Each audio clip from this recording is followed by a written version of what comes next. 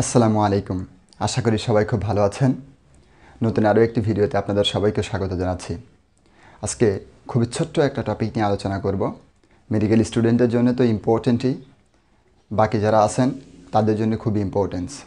কারণ বিষয়টা যদি আপনি বুঝতে পারেন তাহলে একটা রোগ সম্পর্কে আপনি খুব ভালোভাবে জানতে পারবেন এবং সেই রোগটা কীভাবে হয় আপনি খুব ভালোভাবে সেটা সম্পর্কে জানতে পারবেন। তো চলুন আর দেরি না করে আমরা টপিক সম্পর্কে খুব সুন্দরভাবে জেনে নিই। যেহেতু আমার ভিডিও মেডিকেল স্টুডেন্ট নাও অনেকেই দেখছেন, খুব সুন্দর করে বোঝানোর চেষ্টা করব, ধীরে সুস্থেই বলবো। সম্পূর্ণ ভিডিওটি দেখতে থাকুন, ইনশাল্লাহ কোনো প্রশ্ন আপনাদের থাকবে না। আজকে আমরা কথা বলবো ডিস্ক প্রোলাপস নিয়ে। আচ্ছা, নামটা অনেক বিদঘুটে লাগতে পারে, কিন্তু নামটা আসলেই খুবই সহজ, বোঝাটাও খুবই সহজ। ডিস্ক প্রোলাপস বোঝার আগে আমরা সরাসরি মানবদেহে যে ভার্টিব্রা আছে, অর্থাৎ পিছনের যে মেরুদণ্ডের হাড়গুলো আছে সেগুলো সম্পর্কে একটু জানবো, তাহলে আমাদের বুঝতে খুবই সুবিধা হবে। তো চলুন আমি একটু বোনস নিয়ে আসি। আমার দুই হাতে দুইটা ভার্টিব্রা দেখতে পাচ্ছেন। এটা লাম্বার রিজিয়নের ভার্টিব্রা, অর্থাৎ আমাদের যে ভার্টিব্রা আছে সেটা থোরাসিক না, লাম্বার, নিচের ভার্টিব্রাগুলো, তার জন্য এগুলো অনেক মোটা। তো আমি এই ভার্টিব্রা একটার উপর যদি আর একটা রাখি, এটা হচ্ছে ভার্টিব্রা বডি, আর এগুলো সব আর্চ বলে। তো ভার্টিব্রার একটা বডির সাথে আর একটা বডি যদি আমি এইভাবে মিশাই, আসলে আমাদের বডিতেও এইভাবে ভার্টিব্রাগুলো আর্টিকুলেট করে থাকে, জয়েন্ট করে থাকে। আপনারা দেখতে পাচ্ছেন এটা হলো সামনের দিক ভার্টিব্রা, আর এগুলো হচ্ছে পেছনের দিক। তো সামনের দিকে ভার্টিব্রার বডি যখন এভাবে অ্যাটাচড করে থাকবে, শুধু ভার্টিব্রার বডির সাথে বডি অ্যাটাচড করে থাকে না, এই দুইটা ভার্টিব্রার মাঝখানে কিছু অংশ থাকে যেটাকে বলা হয় ইন্টারভার্টিব্রাল ডিস্ক। আবার বলছি, ভালো করে শুনুন। একটা ভার্টিব্রার বডি আর একটা ভার্টিব্রার বডি দুইটা এভাবে সোজাসুজি আর্টিকুলেট করে থাকে না, এর মাঝখানে কিছু থাকে, সেটার নাম হচ্ছে ইন্ট্রাভার্টিব্রাল ডিস্ক। এই ডিস্কেই প্রবলেম হয়, তার জন্যই ডিস্ক প্রোলাপসটা হয়। আচ্ছা, এখন ইন্ট্রাভার্টিব্রাল ডিস্কে কি কি থাকে সেটা আমাদের সুন্দরভাবে আগে বুঝতে হবে, তাহলে আমরা খুব ভালোভাবে ডিস্ক প্রোলাপসটা বুঝতে পারবো। খেয়াল করে দেখুন, ইন্ট্রাভার্টিব্রাল ডিস্কের মধ্যে দুইটা অংশ থাকবে। সেন্টারে থাকবে নিউক্লিয়াস পালপোসাস, কারণ আমরা সেন্টারে তো সবসময় জানি যে নিউক্লিয়াসগুলাই থাকে।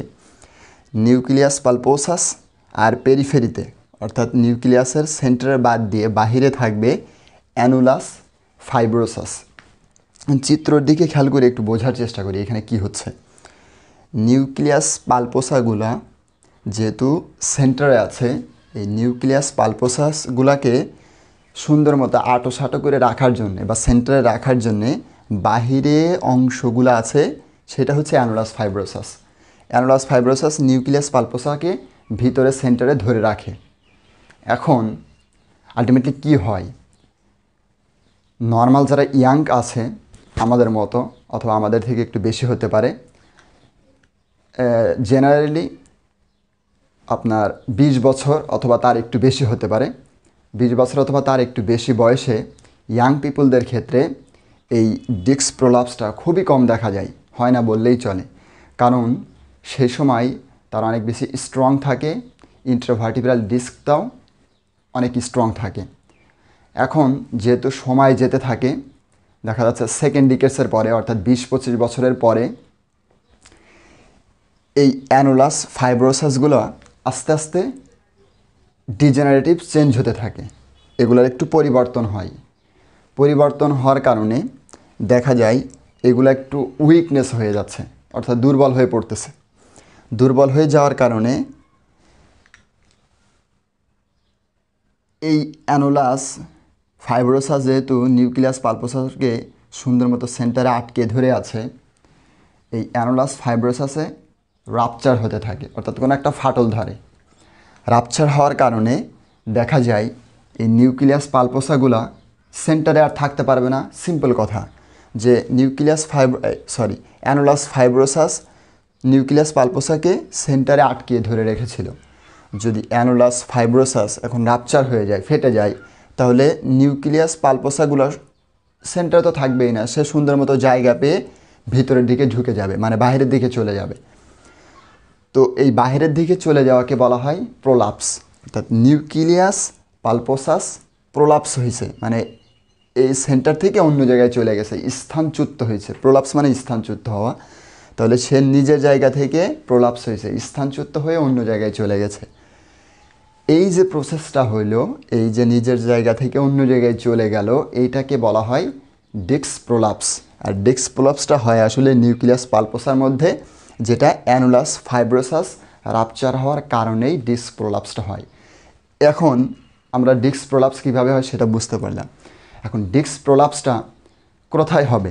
ডিস্ক প্রোলাপসটা হবে মেইনলি আমাদের যে ভার্টিব্রাল বডি আছে এর পোস্টেরিয়র সাইডে। তাহলে এটা অ্যান্টেরিয়র সাইড, এই পোস্টেরিয়র ল্যাটারাল সাইডে, বডির পোস্টেরিয়র ল্যাটারাল সাইডে এই জায়গাটাতে ডিস্ক প্রোলাপসটা হবে। মানে ইন্ট্রাভার্টিব্রাল ডিস্কের ভিতরে যে অ্যানুলাস ফাইব্রোসাস এবং নিউক্লিয়াস পালপোসাস আছে সেইগুলা প্রবলেম হওয়ার কারণে দেখা যাবে এই ভার্টিব্রাল বডির মধ্যে আমাদের ইন্ট্রাভার্টিব্রাল ডিস্ক থাকার কথা খুব সুন্দরভাবে, কিন্তু সেগুলো রাপচার হয়ে প্রোলাপস হয়ে অন্য জায়গায় চলে আসবে, তার নিজের জায়গা থেকে নিচের দিকে বেশি চলে আসবে। এই যে প্রসেসটা, এটা হচ্ছে আমাদের ডিস্ক প্রোলাপস। এর কারণে দেখা যায় যে ছোট একটা দুর্ঘটনার কারণে অথবা ছোট্ট একটা ব্যথার কারণে প্রচুর পরিমাণে ব্যথা লাগে ডিস্ক প্রোলাপস হইলে। আচ্ছা, যেহেতু ডিস্ক প্রোলাপস বললাম, আপনাদের আর একটা জিনিস বোঝাই, সেটা হলো সায়াটিকা। আচ্ছা, সায়াটিকা জিনিসটা কি? এখন আমরা একটু ভার্টিব্রাল বডির দিকে যদি খেয়াল করি, তাহলে এটা হচ্ছে একটা ভার্টিব্রাল যে গর্ত আছে, আমি দেখাচ্ছি হাত দিয়ে, সেটা হচ্ছে ভার্টিব্রাল ফোরামেন। আর অনেকগুলো ভার্টিব্রা একসাথে যখন ফোরামেন দিয়ে এমন গর্তের মতো তৈরি করবে, তখন একটা ক্যানেলের মতো তৈরি হবে, এটাকে বলা হয় ভার্টিব্রাল ক্যানেল। তো এই ভার্টিব্রাল ক্যানেল দিয়ে আমাদের যে সেন্ট্রাল নার্ভাস সিস্টেম আছে, ব্রেন এবং স্পাইনাল কর্ড, সেই স্পাইনাল কর্ড এই ভার্টিব্রাল ক্যানেল দিয়ে স্পাইনাল কর্ডগুলো চলে আসবে। এখন যখন ভার্টিব্রাল ক্যানেল দিয়ে আসবে, তখন এই যে ফোরামিন আছে এইগুলা দিয়ে কিছু নার্ভ বের হবে, ডোরসাল র্যামাই, ভেন্ট্রাল র্যামাই, কিছু নার্ভ বের হবে। এখন আপনি চিন্তা করেন যে এখান থেকে কিছু যদি নার্ভ বের হয়, এখন আমাদের ইন্ট্রাভার্টিব্রাল ডিস্ক প্রোলাপসটা কিন্তু আমাদের এই সাইডটাতে হয়েছিল, পোস্টেরিয়র ল্যাটারাল সাইডে। এখন এদিক দিয়ে কোনো নার্ভ বের হচ্ছে, তাহলে ডিস্ক প্রোলাপস, অর্থাৎ আমাদের ইন্ট্রাভার্টিব্রাল ডিস্কের প্রবলেম হয়েছে, সে এই সাইডটাতে অবস্থান করতেছে। এই দিক দিয়ে এখন যদি কোনো নার্ভ বের হয়, তাহলে সে নার্ভের উপরে কি চাপ দিবে না? নার্ভের রুটের উপরে চাপ দিবে কি না? চাপ দিবে। চাপ দেওয়ার কারণে ওই চাপটাই হচ্ছে সায়াটিক নার্ভের উপর একটা চাপ দিবে, এইটাই বলা হচ্ছে সায়াটিকা। তো আজকে দুইটা শব্দ সম্পর্কে বললাম আমরা, ডিস্ক প্রোলাপস অ্যান্ড সায়াটিকা। এখন আপনারা তো বুঝতে পারলেন যে ডিস্ক প্রোলাপস কীভাবে হয়। এখন কোনো পেশেন্টের যদি ডিস্ক প্রোলাপস হয়ে থাকে, সে কোমরের দিকটাতে প্রচুর পরিমাণে পেইন বোধ করবে, এবং যে কোনো একটা ছোটোখাটো আঘাতেই তার প্রচুর পরিমাণে পেইন হবে, কোনো একটা কাজ করতে গেলেও প্রচুর পেইন হবে। এখন এই ডিস্ক প্রোলাপসটা বেশি দেখা যায় লোয়ার সার্ভাইকাল রিজিয়ন এবং লোয়ার লাম্বার রিজিয়নে। আচ্ছা, সার্ভাইকাল লাম্বার রিজিয়ন কোনটা সেটা আপনাদেরকে আমি বুঝিয়ে দিচ্ছি। আপনারা দেখেন, আমি প্র্যাকটিক্যালে দেখাচ্ছি। আমি ঘোরার পরে আপনি আমার মতো করবেন, মাথা নিচু করে এইভাবে আপনি যদি ঘাড়ের উপরে, নেকের উপরে আপনার হাত বুলান, তাহলে একটা উঁচু হাড় দেখতে পাবেন। এটা হচ্ছে স্পাইনাস প্রসেস। কোন ভার্টিব্রার স্পাইনাস প্রসেস? সার্ভাইকাল 7th ভার্টিব্রার স্পাইনাস প্রসেস। অর্থাৎ এই ভার্টিব্রার স্পাইনাস প্রসেসটা আমাদের পুরা যত ভার্টিব্রা আছে সব থেকে স্পাইনাস প্রসেসটা লংগেস্টে থাকে। এখন আপনি চিন্তা করেন, আমি কি বললাম? 5th to 7, তাহলে 7 এর উপরে 6 এর উপরে 5th, এই সাইডটাতে আপনার ডিস্ক প্রোলাপসটা বেশি হবে। দ্বিতীয় হচ্ছে লাম্বার রিজিয়নে, লোয়ার লাম্বার রিজিয়নে, অর্থাৎ নিচের দিকে আমাদের ভার্টিব্রাগুলো কেমন থাকবে? Cervical, thoracic, lumber, sacral, coccyx. তো এই লাম্বার রিজিয়নে, আমাদের লোয়ার লাম্বার রিজিয়নে ডিস্ক প্রোলাপসটা বেশি হয়ে থাকে এই দুইটা রিজিয়নে। আশা করি সম্পূর্ণ ভিডিওটা বুঝতে পেরেছেন। যদি কোনো কনফিউশন থাকে অবশ্যই কমেন্টে লিখে জানাবেন, আমি উত্তর দেওয়ার চেষ্টা করব। দেখা হবে এমন নতুন কোনো আরও একটি ভিডিওতে আরও একটি সুন্দর টপিক নিয়ে। ততক্ষণ সবাই সুস্থ থাকুন, ভালো থাকুন। আল্লাহ হাফেজ। আসসালামু আলাইকুম।